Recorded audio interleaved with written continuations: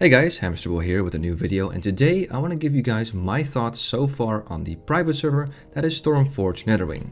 I've been playing there since launch, but admittedly only very casually since I currently have a newborn baby at home, so there's no time for me to do any crazy speedrunning to max level or get all sweaty in terms of raiding. But it's been give or take 4 months now since the server has been up and running, and while I'm barely level 60 and still have a long way to go, I already have some things to share with you guys and let you guys know a bit more in terms of what I think of this server. So let's go through what this private server actually is. So first of all, it's important to know that Stormforge is a collaboration between two teams, which are Atlantis and Tari. Both teams have a good amount of experience under their belt, and I still vouch to this day that Tari's Evermoon server is one of the best scripted private servers ever made. And their first ever project released under this collaboration was a Mist of Pandaria server called Mistblade. I also played there quite a decent amount of time with a few max levels, a decently geared Taran Shaman, and overall I thought that server was pretty darn good. It might not be on the level of quality that I experienced on Tari's solo project, but I definitely thought it was a good server to play on. So going into this server, I already had a decent amount of expectations given the track record of this collaboration. Now, Netherwing kind of sets themselves apart from the other TBC servers by offering a 3 times experience rate and a cool feature which allows you to swap your racials. So, for instance, I can play as a Taran but have the racials of an Orc, which gives me 5% pet damage, stun resist and blood fury. Pretty neat if you ask me. Now, there is a cash shop for this server, but luckily it's only vanity things like mounts, a temporary experience boost, race change and things like that. Now, up until now, throughout my still relatively short journey, as again I'm barely level 60, I already had quite a lot of fun here. The questing content seems to work well, and there were tons of times where I wandered through a town and it really felt alive with a whole bunch of people running around trying to level up. Also, while out questing, I had a lot of great moments where I bumped into other adventurers and we teamed up together to wreak havoc on either mobs or enemy players. And well, this is evident as the server right now has a peak population of almost 10,000 players online. Yes, it's that busy. However, what I noticed during my time playing here is that while it does sound very appealing to play on a server with that many people, there is some things you need to know about the population.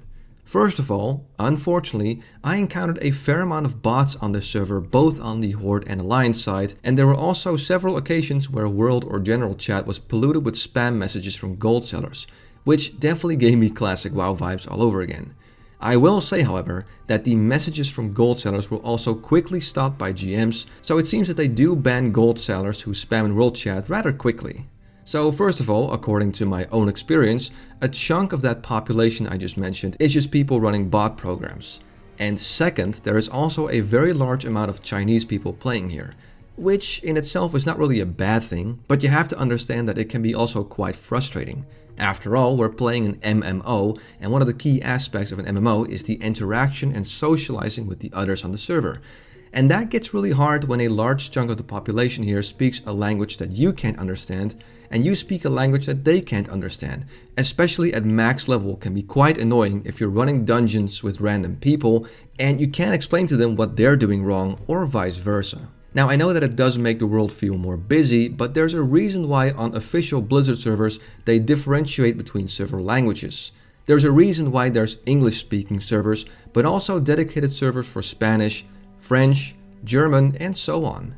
So first of all, a chunk of the population is bots, and second of all, another large chunk of that population is also made out of people you can't really interact with. So if we're really talking about the people playing here that you can actually talk and communicate with, it's probably fair to say that you should cut the population in half at the very least. And hey, it's not all bad, because even with these things in place, there's still plenty of people for you to raid with. There's still plenty of guilds to join, and world chat is still pretty active. Though probably by far not as active as the dedicated Chinese world chat. And like I said before, the quality, based on what I've seen so far, seems pretty good. The server is still decently fresh, so it's not fully progressed, and that racial feature does allow for some very cool combinations. So despite its flaws, I'm still having a lot of fun here. I still bump into other people here looking to do the same thing. Just chill out, level up, get some gear and have a good time along the way. So, would I recommend this server? Well, listen, if you're a die-hard, no changes, true Blizz-like TBC enjoyer, I'd say go play on Gummy's new Felmis server, even though it's really struggling in terms of population with barely a few hundred people playing there. But if you're okay with the increased rates, the vanity items in the cash shops, and if you can tolerate the bots and the large amount of Chinese players here, then definitely give the server a go. Though I would really advise you to find yourself a nice English-speaking guild with active members to make your whole MMO experience a bit better. So there you go, my thoughts on the Netherwing TBC's private server so far.